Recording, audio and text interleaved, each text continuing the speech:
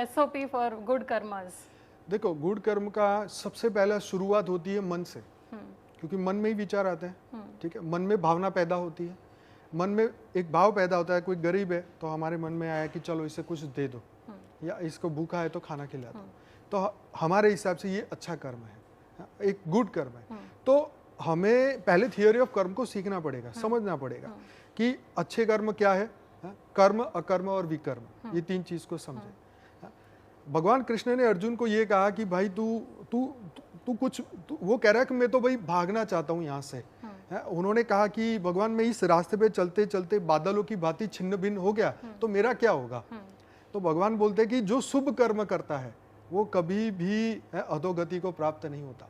तो हमें भगवान के शब्दों पे विश्वास रखना होगा।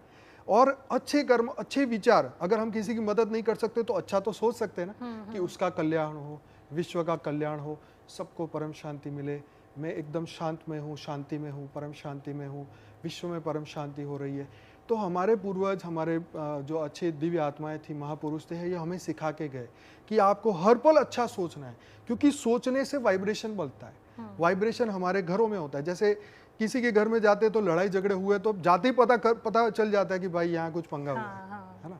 और शांति वाली जगह पे जाते तो खुद बोलते हैं अरे कितनी शांति है यहाँ। तो वो वाइब्रेशन का खेल है, सोच का खेल है। तो हमारे को कर्म को समझना पड़ेगा, थियरी ऑफ कर्म को सुन के समझ के उसको फॉलो करना पड़ेगा। कर्म, अकर्म, विकर्म को समझना पड़ेगा। हम भगवान की याद में जब कर्म करते हैं तो वो हमें बंधन करता नहीं होते।